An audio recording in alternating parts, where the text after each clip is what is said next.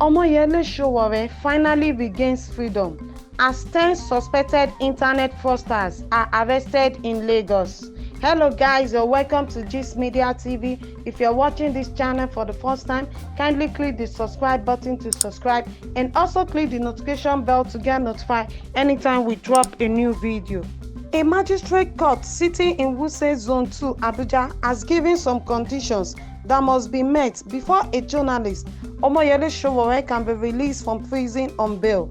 Sowore and 4 other activists were arrested by the police on New Year's Eve for holding a protest against the government. The conditions were given by Chief Magistrate Meba Segun Bello on Monday, January 11, when ruling on the bail application filed by the defendants. According to the conditions, the court admitted Sowore to bail in the sum of 20 million naira. The magistrate said the journalist should present 2 sureties in like sum 20 million naira. The court ordered that one of the sureties must be a civil servant, not below grade level 12 in the Federal Civil Service. Meba Segun Bello ruled that the sureties must reside in Abuja metropolis with landed properties and known addresses. The magistrate also ordered Sowore to remain in Abuja. He is not expected to travel outside Abuja and the country. According to the magistrate, Sowore must physically report to the court every Monday and Friday, pending the hearing and determination of the case against him. Hello, ladies and gentlemen. I'm reaching you live from Abuja. A few hours after I was granted bail by magistrates of the Wuse Zone 2 Magistrate Court section. I was arrested on January the 1st, 2021. As they usually say in those days, Nigeria used to choose and announce the name of a child that is first born in the New Year's. I think this year they had to name me as the first person to be sent to detention in the New Year. So this is my first New Year day because they decided, as they usually do, to send me to detention. And after I was brutalized, my nose broken by a mobile police officer, I was sent to a judge who, in her wisdom, decided to send me to prison for no reason because she said our bail application wasn't properly done. After one day in prison where I was put in a death row, practically a death row, me and my colleagues, put in this death row cells. And we came back and were sent to police FCID in Abuja. That's their office in Abuja here. The FCID is the Police Force Criminal Investigation Department, who then decided to lock us up in a cell inside a cell. You know, I don't even want to tell you what we went through, but there's nothing new about it. This is what we're used to. This is what we do for a living, fighting for freedom and fighting for a better society. And I'm reaching out to you guys tonight on Facebook because I saw you guys did marvelous, fantastic work, reaching out to us, fighting for us, even when we didn't have access to internet at all. And I just want to thank you guys so much. Wish you guys Happy New Year for those who have not had a chance to be greeted in that manner. And to also assure you that we're fine and really committed to liberating our country, Nigeria, in our lifetime. And so I just think it's also important to talk to you people. When I mean you people, those of you who follow me, those of you that I follow, those of you who are amazing people, that there's nothing to be worried about. We've reached a point that we can't turn back anymore. We must, as a matter of necessity, as a matter of conscience, put an end to the misery that has been visited upon us by the current political leaders running Nigeria, these criminals running Nigeria.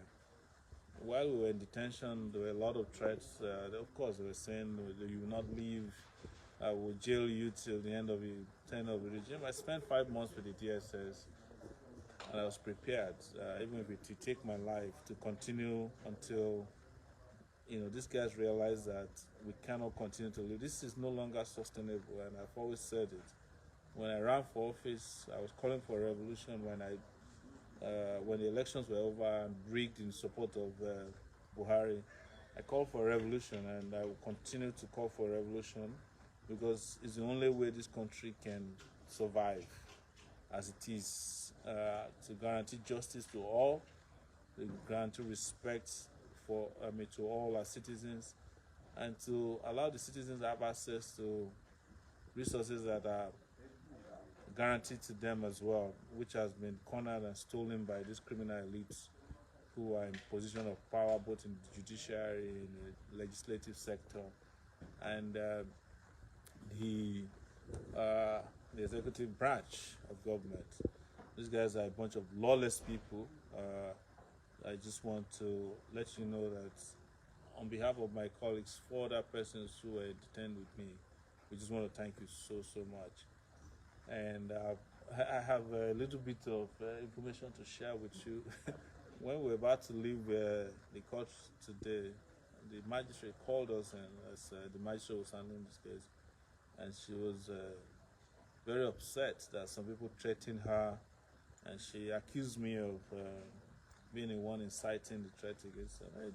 I took time to explain to her that first, I have no access to telephone, and Nigerians are not stupid. If they come after you because of what happened in court, don't put that on me. But secondly, I said to her, look, madam, you have to recognize that this country is changing, whether you guys like it or not. So I want to call on those of you who sent her threats or upset. Just leave her alone. She claims, or you all already know what they claim, that they're always doing their jobs.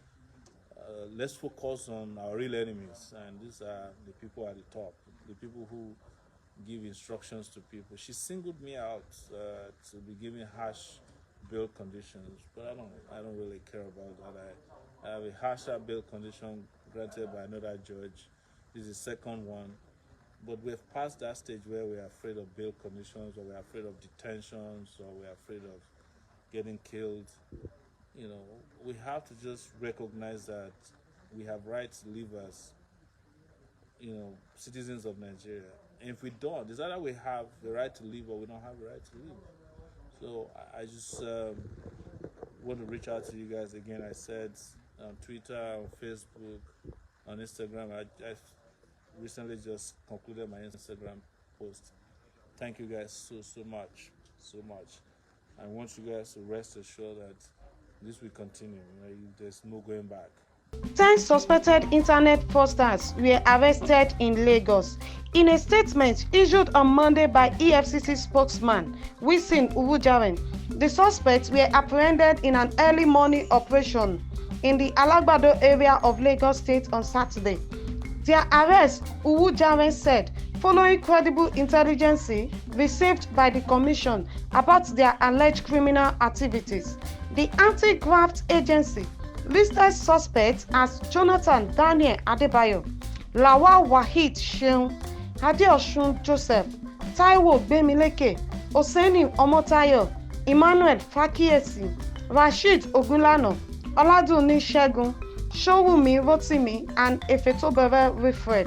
Items recovered from the suspects at the point of arrest included cars, mobile phones, laptop computers, passports, a digital video recorder, and a checkbook. According to EFCC spokesman, the suspects will be charged to court as soon as investigations were concluded.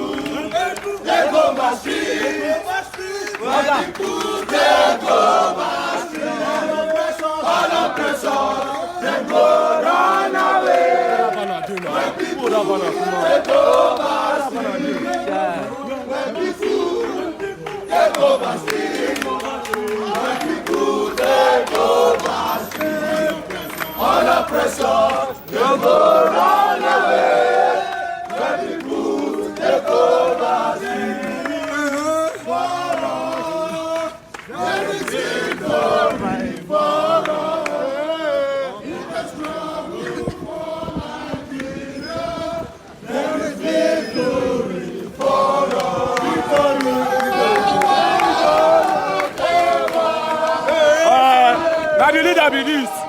Now the leader be that.